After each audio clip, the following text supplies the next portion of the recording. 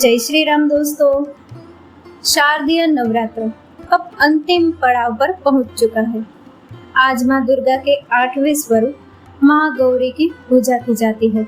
8वें दिन महागौरी की पूजा देवी के मूल भाव को दर्शाता है।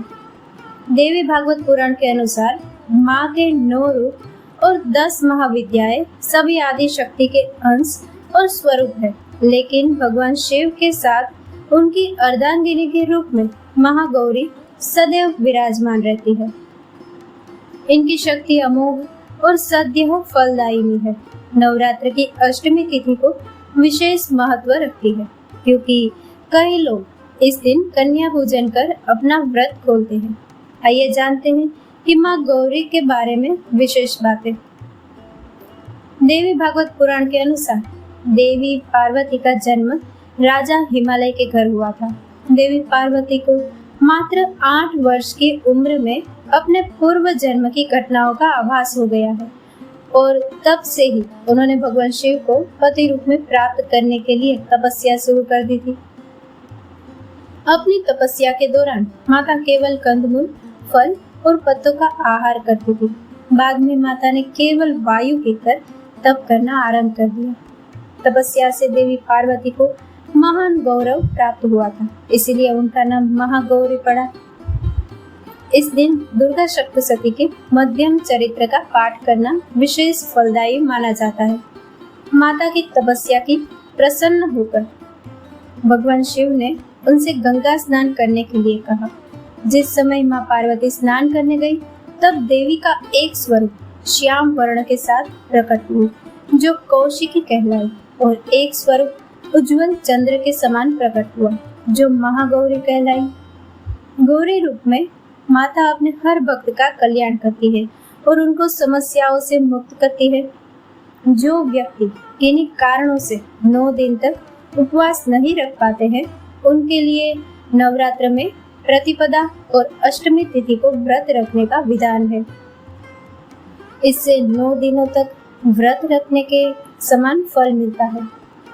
देवी भागवत पुराण के अनुसार महागौरी वर्णन पूर्ण रूप से गौर अर्थात सफेद है और इनके वस्त्र व आभूषण भी सफेद रंग के हैं।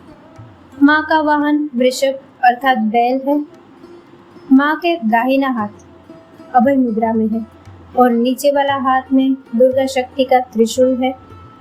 महागौरी के बाएं हाथ के ऊपर वाले हाथ में शिव का प्रतीक डमरू है। डमरू धारण करने के कारण इन्हें शिवा भी कहा जाता है।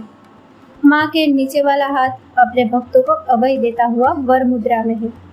माता का यह रूप शांत मुद्रा में ही दृष्टिगत है। इनकी पूजा करने से सभी पापों का नष्ट होता है। देवी भागवत पुराण के अनुसार नवरात्र की अष्टमी तिथि को माँ को नारियल का भोग लगाने की परंपरा है। भोग लगाने के बाद नारियल को या तो ब्राह्मण को दे दे, अन्यथा प्रसाद रूप में वितरण कर दे। जो भक्त आज के दिन कन्या पूजन करते हैं, वह हलवा पूरी, सब्जी और काले चने का प्रसाद विशेष रूप से बनाया जाता है। महागौरी को गायन और संगीत अति प्रिय है। भक्तों को पूजा करते समय गुलाबी रंग के वस्त्र पहनना चाहिए। गुलाबी रंग प्रेम का प्रतीक है। एक परिवार को प्रेम के धागों से ही गूंथ कर रखा जा सकता है, इसलिए नवरात्र की अष्टमी को गुलाबी रंग पहनना शुभ माना जाता है।